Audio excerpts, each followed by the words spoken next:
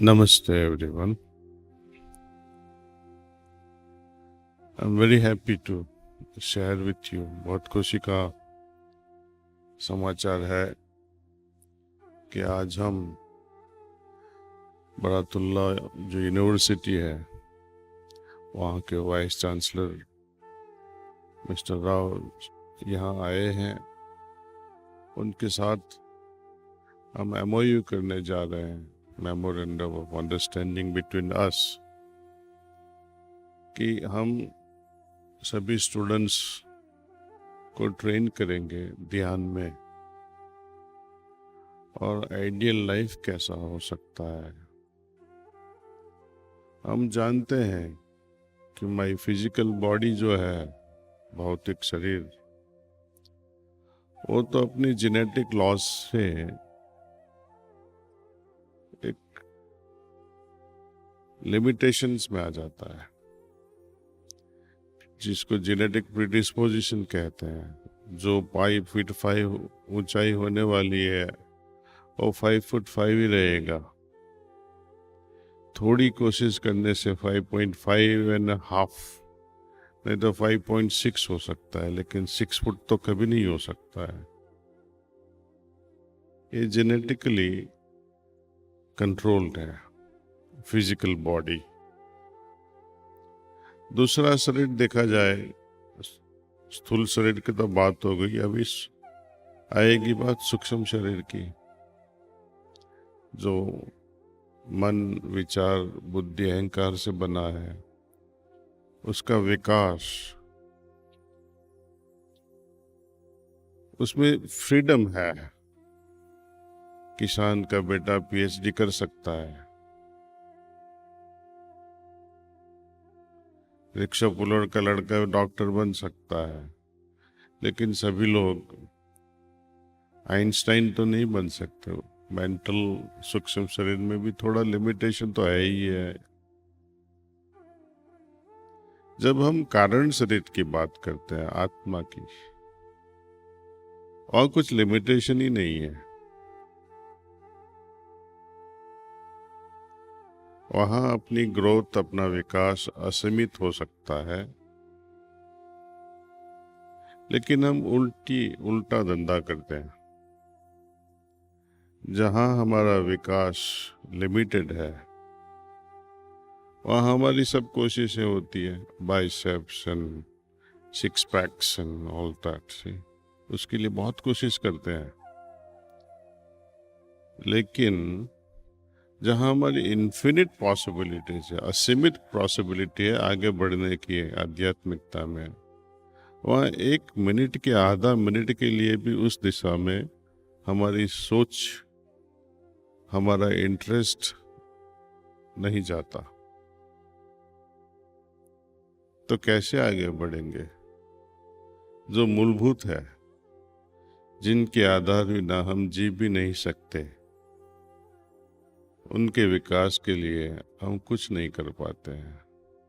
कई लोग आर्ग्यूमेंट करते हैं कि आत्मा तो संपूर्ण है, उसको क्या विकास करने की जरूरत है। एक मैं आपको एक कहानी सुनाऊंगा। एक संत थे जो एक जगह से दूसरी जगह घूमते रहते थे। उनके साथ 50-60 शिष्य भी घूमते थे। उनका ठहराव एक गांव पे आ गया और गांव पे एक बड़ा कंपाउंड वॉल था। गांव के प्रोटेक्शन के लिए, तो वहां दरवाजा था, तो वहां रुका दिया गया। उन्होंने कहा, आपके गांव के प्रतिनिधि को बोलो हम आए हैं, हमारे इतने शिष्य हैं। तो मुख्य अधिकारी जो था, उन्होंने पानी का जो कप है ना, वो पूरा भर के दे दिया। उनको बोलो कि ये हमारा जवाब है। कप में पानी भर के वापस पहुंचाया वो संत को कि ये हमारा जवाब है, इतना कह देना। संत के पास ये पानी का कप आ गया। तो संत बोला, ये प्रतिनिधि कह रहे हैं कि यहाँ जगह फुल है, आपके लिए जगह नहीं है। तो उन्होंने 2 चम्मच चीनी डाल दी, शुगर डाल दी, पानी छलका भी नहीं और उसकी क्वालिटी और बढ़ गई, स्वीट हो गया से। तो प्रतिनिधि को बोला ये हमारा जवाब है। तो जो ईश्वर की ये क्रिएशन है, ब्रह्मांड कहो या कुछ भी, उसमें ऐसी आत्माएं आ जाती हैं जो ब्रह्मांड में एक तरह की सुंदरता ला देते हैं ऐसे। तो ऐसी आत्माएं डिस्टर्ब किए हो बिना पूरा संसार को बदलते हैं ऐसे। उसमें एक तरह की खुशबू आ जाती है, फ्रेग्रेंस आ जाती है। ऐसे लोगों के जीवन से शांति हो जाती है। एक ऐसा हो जाए तो भी बहुत काफी है, लेकिन हम लोग तो बहुत है। सभी की इच्छा है कि हम भी बदलें, हम भी ईश्वर का काम में जुट जाए। लेकिन ईश्वर के काम में जुटने से पहले हमें खुद को बदलना पड़ेगा। जैसे हैं वैसा बने रहेंगे तो कुछ काम का नहीं है, बदलना ही पड़ेगा। किसी के बोलने से नहीं, अंदर से प्रेरणा होनी है कि हाँ मुझे यहाँ बदलना है, ये बदलना है, ये दूर मेरी जो कमियां है ये निकालना है। और जो क्वालिटीज होनी चाहिए वो नहीं है मेरे में, उसको इनवाइट करना है। क्योंकि जो ईश्वरमयी बनना चाहता है वो ईश्वर जैसी क्वालिटी नहीं होगी तब तक ईश्वरमयी नहीं हो सकता। जैसे केमिस्ट्री में कहते हैं ना, लाइक डिसॉल्व्स लाइक। पानी में पानी जैसा सब्सटेंस डिसॉल्व कर सकते हैं, पानी में ऑयल नहीं मिला सकते हैं क्योंकि दोनों की प्रॉपर्टीज अलग है। कबीर साहब अभी होते तो और आर्ग्यूमेंट होता। एक बूंद पानी में की समंदर में गिर गई तो समंदर बन जाता है, लेकिन ऑयल का एक ड्रॉप गिरा तो वो समंदर कभी भी नहीं बन सकता है। वो फ्लोट होता ही रहेगा, मिक्स कभी भी नहीं हो सकता। ईश्वर वो भी अपने को ऐसे ही प्रोटेक्ट करके रखते हैं। खुला है, पूरा समंदर खुला है, दरिया खुला है, जिनको उसमें समाना है समा सकता है, दरवाजा नहीं है। लेकिन हमारी क्वालिटी उनके जैसी होनी है। ईश्वरमय बनना है तो ईश्वर जैसे बनना पड़ेगा, not any less than that. यही तैयारी है तो आ सकते हैं। ये तैयारी नहीं है तो आपका टाइम बर्बाद मत करो, मजा करो, जो करना है करते रहो। ऑयल है तो ऑयल जैसा रहो, बाद में दूसरा जीवन आएगा, तीसरा आएगा, गाड़ी चलती रहेगी। अभी तो अच्छे पेरेंट्स हैं, बाद में कहीं और देश में पेरेंट्स आ गए। एनीवे, आगे की बात करता हूँ कि यूथ खास करके ये समझना चाहिए। 3 चीज तो मैंने बताई, और 3 चीज बताऊंगा कि ये प्रश्न के साथ एंड करूंगा मैं कि शरीर के प्रोत्साहन के लिए तो हम कुछ खा लेते हैं, पौष्टिक बैलेंस्ड डाइट। जैसा जैसा अपना शरीर की प्रकृति वैसा हम खाना लेते हैं।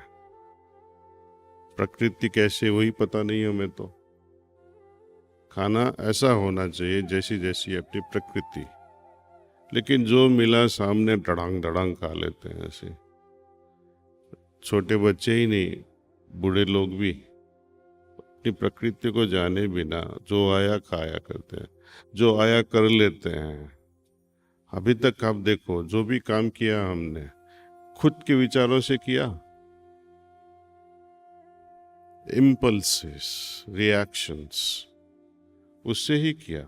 खुद प्लानिंग करके कुछ नहीं किया।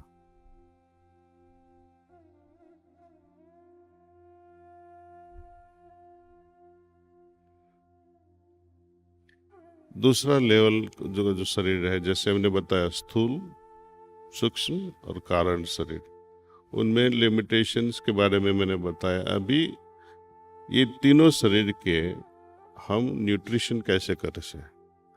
सेकंड बॉडी क्या है? सूक्ष्म शरीर, मन, बुद्धि, चित्त, अहंकार, उसकी वृद्धि कैसे करेंगे हम?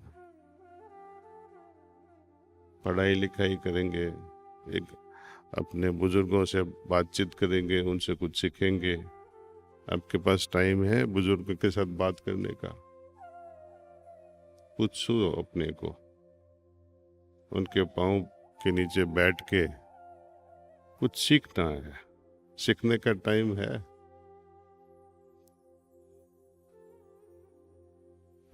ऐसा ही करते रहते पूरा दिन, पूरी रात।